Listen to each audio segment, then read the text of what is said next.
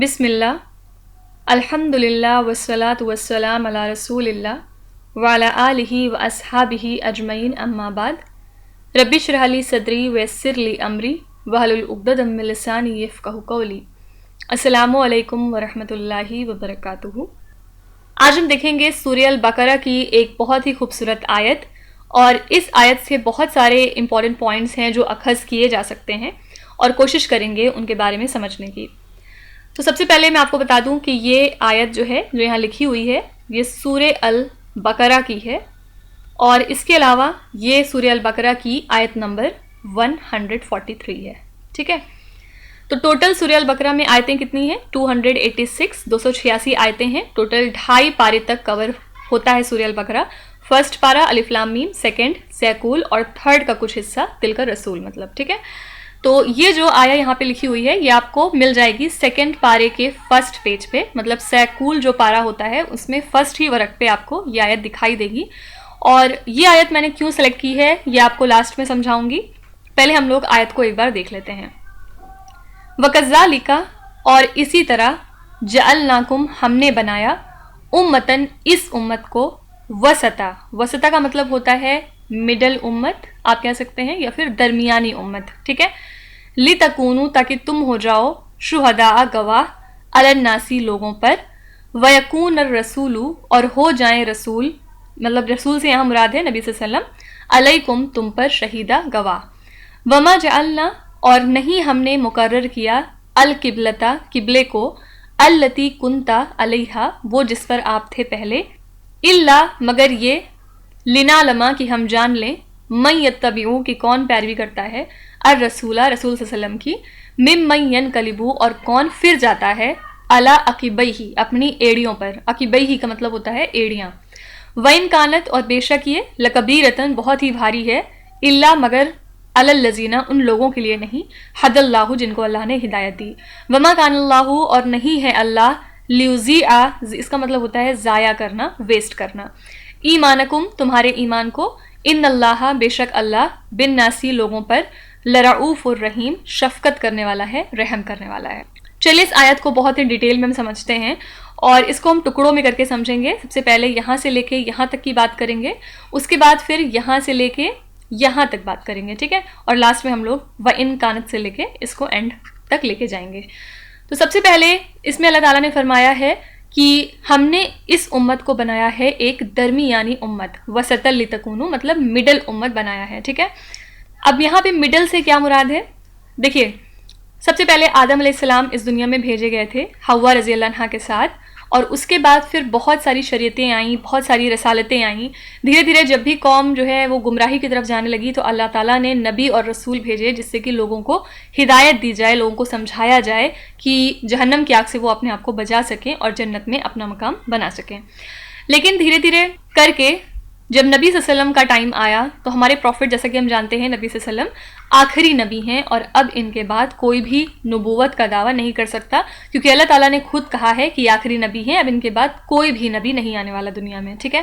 اب ان کے بعد ابھی قیامت تو بہت دن کے بعد ہے، قیامت سپوز یہاں پہ ہے، کیونکہ ابھی ہی پریزنٹ میں نبی صلی اللہ علیہ وسلم کو آئے ہوئے 1400 سال آ چکے ہیں، ہم بیچ میں کہیں لائے کرتے ہیں، اور اس کے بعد پھر ہمارے بہت سالوں کے بعد قیامت آئے گی۔ قیامت آنے کی ایک بہت بڑی نشانی یہ ہے کہ اس دنیا میں کوئی بھی اللہ تعالیٰ کا نام نہیں لینے والا ہوگا، اور ہمیں یہ بھی پتہ چلتا ہے کہ اس دنیا میں آخری بار جب بھی اللہ کا نام لیا جائے گا، کوئی انسان ہوگا جو کہے گا یا اللہ، لاسٹ ٹائم بالکل، اس کے 40 سال تک بھی قیامت نہیں آئے گی، اس کے بعد ہی آئے گی۔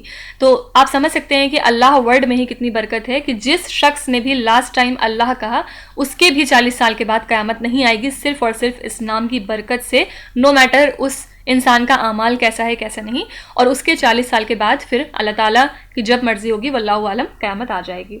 تو فی الحال ابھی ہم یہاں کہیں پہ لائی کرتے ہیں، 1400 سال ہو چکے نبی صلی اللہ علیہ وسلم کو آئے ہوئے، اور آگے بھی تھوڑا ٹائم بچا ہوا ہے جب قیامت آئے گی۔ یہی ریزن ہے کہ اللہ تعالیٰ نے ہمیں وسطا کہا ہے۔ آئی ہوپ کہ میں آپ کو سمجھا پا رہی ہوں گی۔ وسطا کا مطلب ہوتا ہے مڈل نیشن، تم بالکل مڈل میں ہو، اور ہمارا کام اسی لیے ہے کہ جو پیغام نبی صلی اللہ علیہ وسلم نے ہمارے تک پہنچایا ہے اس کو اسی حال میں بنا توڑے مروڑے آگے ہمیں آگے کی جنریشن کو پہنچانا ہوگا، کیونکہ اب آگے کوئی بھی نبی نہیں آئے گا۔ پہلے کیا ہوتا تھا، جب بھی کبھی گمراہی کا بہت زیادہ عالم ہوتا تھا تو اللہ تعالیٰ اپنے نبی اور رسولوں کے ذریعے لوگوں کو समझाते थे, लेकिन अब क्या है कि नबी सल्लल्लाहु अलैहि वसल्लम के बाद अब कोई नबी नहीं आने वाला, तो ये जिम्मेदारी अल्लाह ताला ने एक तरह से हमारे ऊपर डाली है। हम वो मुसलमान हैं जिनको ये जो मैसेज है नबी सल्लल्लाहु अलैहि वसल्लम का उसको आगे फॉरवर्ड करना है। और यही रीज़न है, इस आयत को समझने के बाद ही मैंने ये जाना था कि हर एक मुसलमान के ऊपर ये जिम्मेदारी फ़र्ज़ तौर पे अल्लाह ताला ने दी है कि उसको अगर एक आयत का भी पता है, अगर उसको एक चीज़ भी दिन की मालूम है, तो वो अपने आगे आने वाली जनरेशन को भेज दे। यहाँ पे हम सिर्फ इसलिए नहीं भेजे गए कि हम सिर्फ खाएं पकाएं सोएं और अपनी लाइफ में मस्त रहें, अच्छे से अच्छे स्टेटस को अचीव करने की कोशिश में दिन रात लगे रहें, पैसा कमाने की होड़ में लगे रहें। यहाँ पे हमें एक बहुत ही इंपॉर्टेंट जिम्मेदारी दी गई है कि आगे जो जनरेशन हमारे बाद है, हमारे बच्चे हैं, हमारे जो बाद जनरेशन Z है, उनको हमें बताने की ज़रूरत है कि वो यहाँ पे क्यों आए हैं, नबी सल्लल्लाहु अलैहि वसल्लम कौन हैं, अल्लाह ताला का तारुफ उनको कराने की ज़रूरत है। किस तरह से हमारे आगे की जनरेशन आने वाली अल्लाह ताला को भूलती जा रही है या इस्लाम को पूरे तरीके से भूलती जा रही है, वो हम देख रहे हैं। और यहाँ पे ज़रूरत है कि हम ये एक्शन लें और हम अपने बच्चों को या आगे जो भी हमारे जनरेशन है उनको हम समझाएं, और जो हमें पता है एटलीस्ट वो हम बता दें, ताकि क़यामत के दिन अल्लाह ताला हमारी पकड़ ना करे और हमसे ना पूछे कि तुम्हें दुनिया में भेजा था तो तुम क्या कर आए हो, तुम अपने बच्चों को या अपनी जनरेशन को आगे आने वाली क्या सिखा कर आए हो। ठीक है, तो ये जो आयत यहाँ पे दी हुई है, इस आयत से हमें एकदम साफ तौर पे ये पता चलता है कि अल्लाह ताला ने हमें दरमियानी उम्मत बनाई है और हम सबका फ़र्ज़ है कि हम आगे जनरेशन को ये मैसेज पहुंचाएं। नबी सल्लल्लाहु अलैहि वसल्लम की जो सीरत है, जो उनकी शरीयत है, जो उन्होंने हदीस में बताया है, जो कुरान है, वो सब कुछ हम आगे फॉरवर्ड करें और उसके बाद ही हमें मौत आए अल्लाह करे, ताकि हम क़यामत वाले दिन फ्री हों और हमसे अल्लाह ताला इस बारे में कोई सवाल ना करें। ठीक है, तो वकज़ालिका जअलनाकुम, और हमने इस उम्मत को बनाया है एक दरमियानी उम्मत, लितकूनु शुहदाअ, ताकि तुम हो जाओ गवाह अलन्नासी लोगों पर, वयकून रसूलु अलैकुम शहीदा, और रसूल होंगे तुम पर गवाह। और कुरान शरीफ में एक जगह और आता है कि हम हर उम्मत में से, हर एक उम्मत में से एक रसूल को गवाह बनाकर लाएंगे, और आपकी उम्मत में से ए नबी सल्लल्लाहु अलैहि वसल्लम आपको हम गवाह बना के लाएंगे। ठीक है, मतलब जो मूसा अलैहिस्सलाम की कौम होगी उस पर मूसा अलैहिस्सलाम को गवाह बना के लाया जाएगा। हमारी जो कौम है, मतलब रसूलुल्लाह सल्लल्लाहु अलैहि वसल्लम की जो उम्मत है, उन पर रसूल नबी सल्लल्लाहु अलैहि वसल्लम को गवाह बना के खड़ा किया जाएगा। और जब नबी सल्लल्लाहु अलैहि वसल्लम लास्ट खुतबा दे रहे थे, उसमें उन्होंने ये बात कही भी थी कि मैंने आज जो मुझे मालूम था वो तुम तक ठीक ठीक पहुंचा दिया। और इसी दौरान एक कुरान की लास्ट आयत है जो रिवील हुई थी, जो मैं कभी और आपसे डिस्कस करूंगी। अच्छा, इस बारे में मैं आपको एक खूबसूरत बात भी बताना चाहूँगी जो बहुत ही शॉकिंग है। जो वसता वर्ड है, इसका मतलब होता है मिडल। और याद रखिएगा, जो सूरह अल बकरा है टोटल 286 आयतों की, इसको अगर हम डिवाइड करें 2 से तो ये हो जाएगा 143, मतलब 143 जो है वो इसका बीच होगा, राइट। और ये आयत भी कौन सी है, 143, मतलब ये बीच की आयत है पूरे सूरह अल बकरा की। और इसमें भी जो सबसे मिडल वर्ड आता है वो वसता है। मतलब आप सूरह अल बकरा को अगर कभी स्टडी करेंगे, उसमें जो सबसे बीच का वर्ड है वो वसता है, और इसकी मीनिंग भी है मिडल। तो इस तरह के बहुत सारे मोजज़े हैं जो कुरान में मौजूद हैं। अब आपको खुद सोचना होगा कि मैं सूरह अल बकरा एक मदनी सूरा है, जैसा कि मैंने आपको बताया हुआ था कि ये मदीना में नाजिल हुई थी, लेकिन ऐसा नहीं था कि हर सूरा एक बार में रिवील हो गई। कुछ आयतें अभी आईं, कुछ आयतें तभी आईं, कभी कभी जो है पूरा सूरे भी नाजिल होता था, लेकिन सूरह अल बकरा की जो पूरी आयतें हैं वो एक साथ नाजिल नहीं हुई। ठीक है, क्योंकि कहा जाता है जो लास्ट की आयतें हैं आमना रसूलू से लेके, वो जो है नाजिल हुई थी मेराज के मौके पे, जब नबी सल्लल्लाहु अलैहि वसल्लम मेराज के टाइम गए थे। ये भी मैं आपको किसी दिन बहुत ही डिटेल में बताऊंगी। तो इसलिए आप खुद सोच सकते हैं कि जिस तरह से अलग अलग टाइम पे अलग अलग आयतें नाजिल हुई, बाद में ये जो कुरान है पूरा, इसको पूरा एक साथ इकट्ठा किया गया, मदनी मक्की सूरों को अरेंज किया गया, और उसके बाद भी आप देख लीजिए कि वसता जो वर्ड है ये मिडल में आता है और इसकी मीनिंग भी मिडल है। तो ये बहुत ही इस तरह के कुरान में अमेजिंग पैटर्न्स आपको दिखाई देंगे। मैं आपको कभी ना कभी ज़रूर इससे रूबरू कराऊंगी। फिलहाल हम लोग इस आयत पे वापस आते हैं। तो यहाँ तक हमने पढ़ लिया, वकज़ालिका जअलनाकुम उम्मतन वसतल लितकूनु शुहदाअ अलन्नासी वयकून रसूलु, और हो जाएंगे रसूल अलैकुम शहीदा, तुम पर गवाह। वमा जअलनल किबलता, और नहीं हमने मुकर्रर किया किबले को, अल्लती कुंता अलैहा, वो जिस पर आप थे, इल्ला लिनअलमा, मगर इसलिए कि हम जान लें, मन यत्तबिउर रसूला, कि कौन पैरवी करता है इस रसूल की, ممن ينقلبوا, اور تم میں سے کون پھر جائے گا علی عقبیہ, اپنی ایڑیوں پہ. اب یہاں پہ ایک واقعے کا ذکر ہو رہا ہے اور اسی کی نیکسٹ جو آیت آتی ہے یہاں پہ اس کا ڈیٹیل میں ذکر ہے. یہاں پہ قبلے کی بات ہو رہی ہے. پہلے جو ہمارا قبلہ تھا وہ مسجد اقصیٰ تھا, جیسا کہ ہم سب جانتے ہیں. پہلے ہم مسجد اقصیٰ کی طرف کر کے نماز پڑھتے تھے منہ اپنا, لیکن بعد میں جب نبی صلی اللہ علیہ وسلم آئے تو وہ بار بار آسمان کی طرف دیکھتے تھے اور مطلب دعا کرتے تھے کہ اللہ تعالیٰ کعبے کو ہمارا قبلہ بنا دیجئے اور ہم اس کی طرف نماز کر کے پڑھیں, کیونکہ کعبہ جو ہے وہ نبی صلی اللہ علیہ وسلم کو بہت پسند تھا, ان کے دل کے بہت قریب تھا, کیونکہ حضرت ابراہیم اور اسماعیل علیہ السلام نے کعبے کو بنایا تھا اس ٹائم پہ. تو یہی ریزن ہے کہ وہ چاہتے تھے کہ کعبہ قبلہ بن جائے ہمارا. اور اس کا بھی ذکر قرآن شریف میں اسی کی جسٹ آیت کے بعد دیا ہوا ہے کہ اس میں اللہ تعالیٰ کہتے ہیں کہ ہم دیکھتے ہیں بار بار آپ کا چہرہ پھیرنا آسمان کی طرف, بس ہم ضرور آپ کو پھیر دیں گے اس کعبے کی طرف جس پر آپ کا دل راضی ہے. ٹھیک ہے, تو یہ آیت بھی اس کے جسٹ بعد آتی ہے. تو یہاں پہ کیا واقعہ ہوا تھا کہ لوگ ایک مسجد میں نماز پڑھتے ہوتے ہیں اور 4 رکعت کی شاید نیت ہوتی ہے, اس میں 2 رکعت پہ ہوتے ہیں اور تب تک ہی حکم آ جاتا ہے کہ اب سے آپ کا کعبہ بدل گیا. اب لوگ رکوع کی حالت میں ہیں اور وہی آ گئی, لوگوں کے پاس یہ بھی ٹائم نہیں ہے سوچنے سمجھنے کا کہ حکم آ گیا اب کیا کرنا چاہیے کیا نہیں. مطلب یہ ایک ٹیسٹ تھا کہ آپ رکوع کی حالت میں ہیں, وہی آئی, اب آپ اپنے رسول کی بات مانتے ہیں یا پھر نہیں مانتے ہیں. یہاں پہ جو کہہ رہے ہیں نا کہ ممن ينقلبوا علی عقبیہ, کہ ہم جان لیں کون اپنی ایڑیوں پہ پھر جائے گا. اور سارے کے سارے لوگ رکوع میں ہوتے ہیں, آگے مرد ہوتے ہیں, پیچھے عورتیں ہوتی ہیں. سپوز ادھر مسجد اقصیٰ ہے اور یاد رکھیے گا مسجد اقصیٰ کی جسٹ اپوزٹ ڈائریکشن میں کعبہ ہے. ٹھیک ہے, مطلب یہاں پہ مکہ ہوتا ہے, یہاں پہ یروشلم ہوتا ہے اور بیچ میں مدینہ ہوتا ہے. ٹھیک ہے, تو نبی صلی اللہ علیہ وسلم کو یہی پرابلم تھی کہ اگر جب مدینہ میں آ گئے تھے وہ, تو یروشلم کی طرف وہ نماز کر کے اگر پڑھتے تھے تو ان کا جو پیچھے والا حصہ ہے وہ مکہ کی طرف ہوتا تھا, تو انہیں یہ چیز بری لگتی تھی کہ کعبے کی طرف ہمارا پیچھے والا حصہ ہے. تو یہی اسی لیے وہ چاہتے تھے کہ کعبہ جو ہے وہ قبلہ بن جائے ان کا. ٹھیک ہے, تو اس پوزیشن میں سارے لوگ تھے اور جیسے ہی حکم آتا ہے بنا سوچے سمجھے جو نبی صلی اللہ علیہ وسلم کے صحابہ ہوتے ہیں سب لوگوں نے ایسے ٹرن لینا تھا, مطلب 180 ڈگری پہ سب لوگ ٹرن ہو جاتے ہیں. اور ساری مردوں کی جو ادھر جماعت لگی ہوتی ہے, جو لائنیں ہوتی ہیں, وہ سب آگے آ کے ادھر کی طرف ان کے رخ ہو جاتے ہیں اور ان کے پیچھے عورتیں چلی جاتی ہیں, عورتوں کے بھی رخ ادھر ہو جاتے ہیں. ٹھیک ہے, تو مطلب آپ سمجھ سکتے ہیں کہ پہلے ادھر مرد پھر عورتیں, ادھر جو ہے پہلے کا قبلہ تھا اب ادھر ہو گیا نیا قبلہ, تو سارے کے سارے لوگ رکوع کی حالت میں ادھر کی طرف ٹرن ہو جاتے ہیں, ساری کی ساری صفیں ادھر ٹرن ہو جاتی ہیں. ٹھیک ہے, تو اس طرح سے اللہ تعالیٰ نے ٹیسٹ کیا کہ کون اپنے رسول کی بات مانتا ہے اور کون نہیں مانتا ہے. جب آپ کبھی مدینہ وزٹ کرنے جائیں گے تو آپ کو ملے گا ایک مسجد قبلین, اور یہاں پہ 2 رکعت نفل بھی ادا کی جاتی ہے. مسجد قبلین وہی مسجد ہے جہاں پہ یہ ایونٹ ہوا تھا اور کعبہ ہمارا تبدیل ہوا تھا. ٹھیک ہے, تو اسی لیے اللہ تعالیٰ نے کہا کہ ہم نے نہیں مقرر کیا اس قبلے کو جس پر آپ تھے, مگر اس لیے کہ ہم جان لیں کہ کون اپنے رسول کی پیروی کرتا ہے اور کون اپنی ایڑیوں پہ پھر جاتا ہے. ٹھیک ہے, تو اسلام کی 3 بہت بڑی مسجدیں ہیں. سب سے پہلا ہم جانتے ہیں مسجد حرم ہے, جس میں 1 نماز پڑھنے کا ثواب آپ کو 1,00,000 نماز پڑھنے کے سب برابر ملتا ہے. پھر اس کے بعد سیکنڈ ہے مسجد نبوی جو مدینہ میں ہے, اور اس میں آپ کو 1 نماز پڑھنے کا ثواب جو ہے وہ 1000 گنا ملتا ہے. اور نیکسٹ ہے مسجد اقصیٰ, یہاں پہ آپ کو 1 نماز کا ثواب جو ہے وہ 500 گنا زیادہ ملتا ہے. ٹھیک ہے, یہ ویلیو ایکچولی کہیں کہیں 50,000 بھی آپ کو لکھی ملے گی.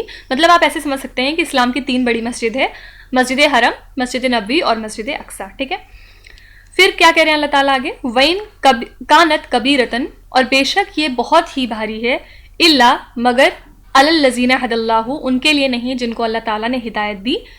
یہ لائن بھی سمجھنے والی ہے.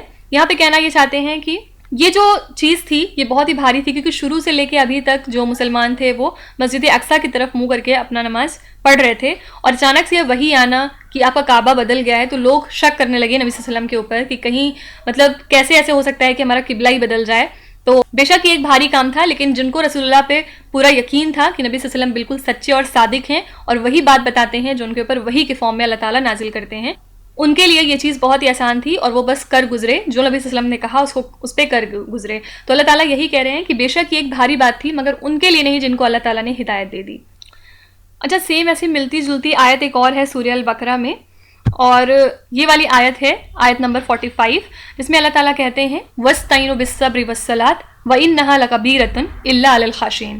اس میں کیا کہہ رہے ہیں, وَاسْتَعِینُوا, سیک ہیلپ, ان صبر اینڈ صلاح, مدد مانگو مشکل وقت میں اللہ تعالیٰ سے صبر اور صلات کے ساتھ، مطلب جب بھی کبھی آپ کے پاس پریشانی آئے تو آپ صبر کریے اور نماز پڑھیے. صرف 2 چیز اللہ تعالیٰ نے کہی ہے. وَإِنَّهَا لَكَبِيرَةٌ، اور بے شک یہ بہت ہی بھاری ہے. إِلَّا عَلَى الْخَاشِعِينَ، مگر ان کے لیے جو عاجزی رکھتے ہیں. اس میں بھی اللہ تعالیٰ کہنا کیا چاہتے ہیں کہ نماز although بھاری ہے، اللہ تعالیٰ خود مان رہے ہیں کہ 5 ٹائم اٹھ کے نماز پڑھنا بہت ہی مشکل ہے. بار بار وضو کرنا، ٹھنڈی ہو گرمی ہو، آپ بار بار اپنا آرام چھوڑ کے اٹھ رہے ہیں، 5 بار نماز پڑھ رہے ہیں اللہ تعالیٰ کے سامنے جا کے. اللہ تعالیٰ خود کہہ رہے ہیں کہ یہ بھاری کام ہے، لیکن اس کے لیے نہیں ہے جس کو اللہ تعالیٰ نے ایک بار ہدایت دے دی، یا جو اللہ تعالیٰ سے ڈرنے والا ہے، جو تقوی اختیار کرنے والا ہے. جس کو اللہ تعالیٰ نے ہدایت دے دی اس کو تو پھر مزہ آنے لگتا ہے. اور وہ جو لذت ہے نماز میں، جو اللہ تعالیٰ نے ایک لذت رکھی ہے نماز میں، وہ صرف وہی محسوس کر سکتا ہے جو نماز ہمیشہ پڑھتا ہے.